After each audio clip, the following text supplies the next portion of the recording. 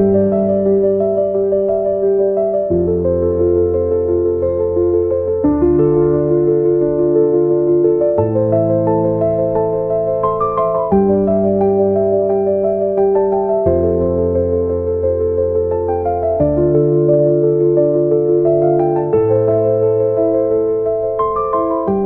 à tous et bienvenue sur cette nouvelle édition de Châtillon d'Azergues.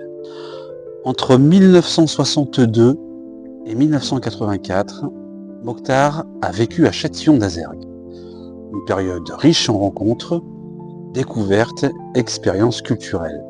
Théâtre, musique, association, autant de passions nées ici, dans ce village qui a marqué sa vie. Aujourd'hui, il nous raconte son histoire, ses souvenirs et l'empreinte que Châtillon a laissée en lui. Mokhtar, bonjour. Bonjour. Est-ce que tu peux nous dire comment tu es arrivé à Châtillon d'Azergues en 1962?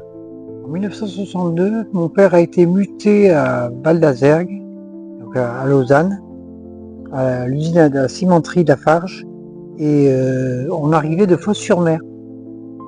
Donc on était à Fos-sur-Mer, il travaillait déjà à Lafarge à Fos-sur-Mer. C'était une mutation, il y avait une nouvelle usine qui s'était montée, donc c'est cette usine là, de Val d'Azergues, et donc il fallait la mettre en route, et donc mon père avec d'autres sont venus et ont été mutés aussi, et ont venu mettre en route l'usine. Voilà comment je suis arrivé. Quelles ont été tes premières impressions en découvrant le village? Châtillon.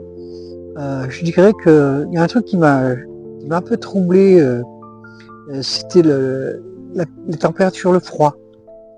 On arrivait de Fos-sur-Mer où il y avait les bancs marins, les alizés, tout ça. C'était pas très frais. Et ici, le changement de température était quand même significatif. Hein. On sentait que c'était pas... Je disais dans un de mes livres que on oubliait que la neige était froide.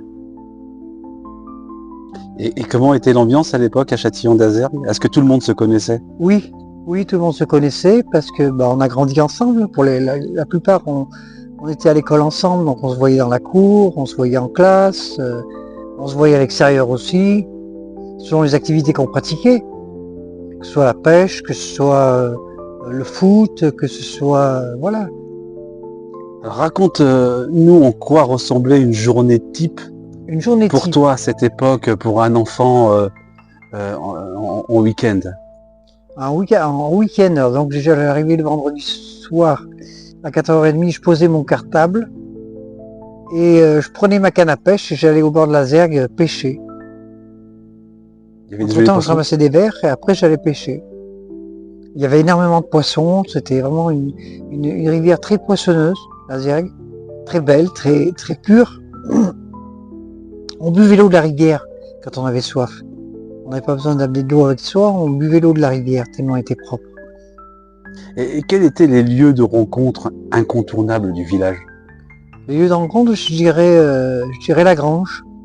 La grange, c'est là où on se retrouvait généralement, on se retrouvait souvent là-bas. C'était un lieu qui cachait un peu des amours, qui cachait un peu du fait que c'était un entrepôt de foin, donc une ferme qui était un peu abandonnée avec un entrepôt de foin. Y avait-il à cette époque des traditions ou des événements marquants chaque année? Oui, les fêtes votives, les fêtes patriotiques, la Noël, les fêtes religieuses, tout ça. On se retrouvait, on était en vacances, donc on était libre. J'avais ce sentiment de liberté quand pas de contraintes d'école, non, on était libre, en toute insouciance. Hein.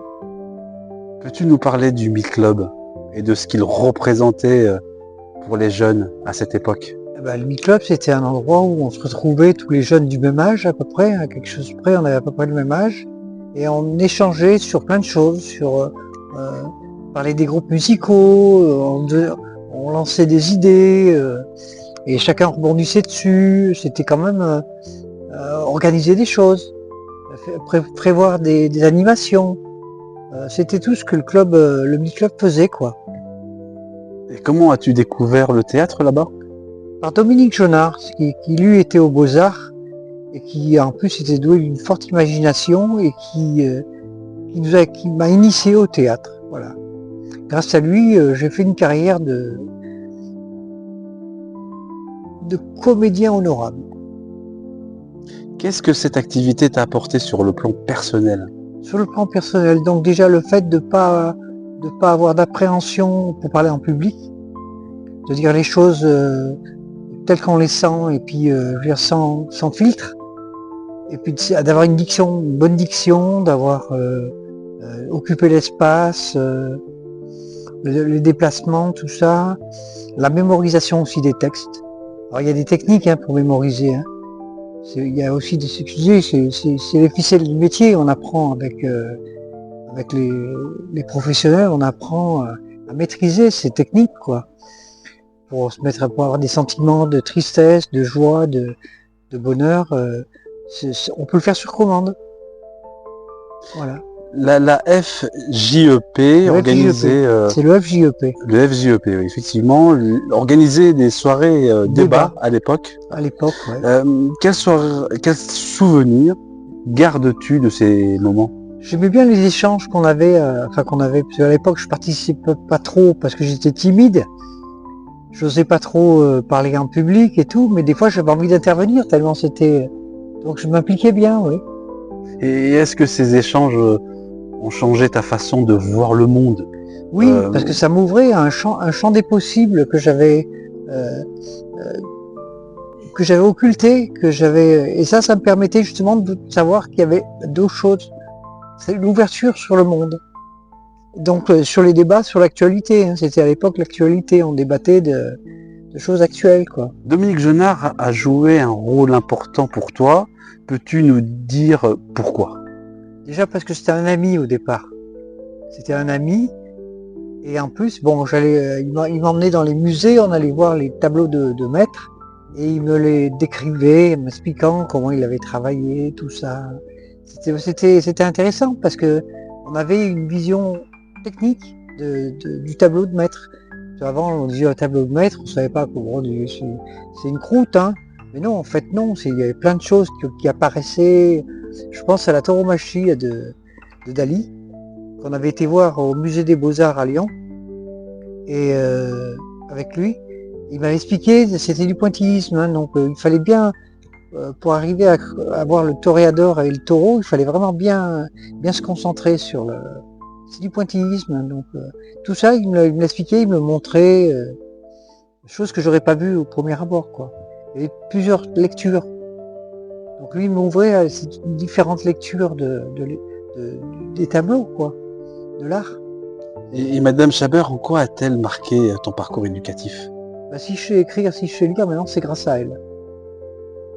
Parce qu'elle a été mon institutrice, et en plus c'était quelqu'un qui nous suivait depuis la maternelle, donc elle a été un moteur un peu de mon parcours. Si tu devais raconter une ou deux anecdotes marquantes de ta vie à Châtillon, laquelle te viendrait à l'esprit? La chasse, quand j'ai commencé à me promener dans la nature et à découvrir la nature et savoir qu'il y avait un sport si génétique qui était la chasse. C'est là que j'ai découvert ce sport, quoi, cette passion que je partageais avec des amis, Thierry et Christian. Et on était passionnés par la chasse et par tout ce qui est si génétique, la nature, les animaux, le biotope, enfin tout ce qu'on veut savoir sur la nature, quoi, qui abritait ce gibier. Est-ce qu'il y a un moment qui t'a particulièrement ému ou marqué pour toujours? Oui, je dirais qu'il m'a marqué pour toujours. Je pense que ça a été le décès de ma sœur. C'est un truc qui m'a à 12 ans, qui m'a marqué, qui m'a vraiment marqué, quoi. C'est négatif, mais voilà, ça fait partie de la vie. Quand tu repenses à toutes ces années passées à Châtillon d'Azergues, quel sentiment domine? Je dirais, j'ai l'habitude de dire que quand j'étais gamin, j'avais des bouffées de bonheur. Je savais pas pourquoi, j'étais heureux. j'étais bien à ma place. Et quel message aimerais-tu laisser aux jeunes générations châtillonnaises? Qui profitent un peu de la campagne parce que c'est vraiment un atout majeur. La campagne, d'avoir la campagne autour. Quand on est citadin, on ne peut pas profiter de l'espace, de se déplacer, de ce sentiment de liberté. Voilà, si j'ai un conseil à leur dire, c'est allez vous promener dans la nature. Allez voir un peu les champs, les haies, les bois en friche, les bois, les friches, tout ça quoi. La nature, ce qui fait la nature, quoi, les champs de vignes, les céréales, voilà, d'aller dans la nature, de communier avec la nature.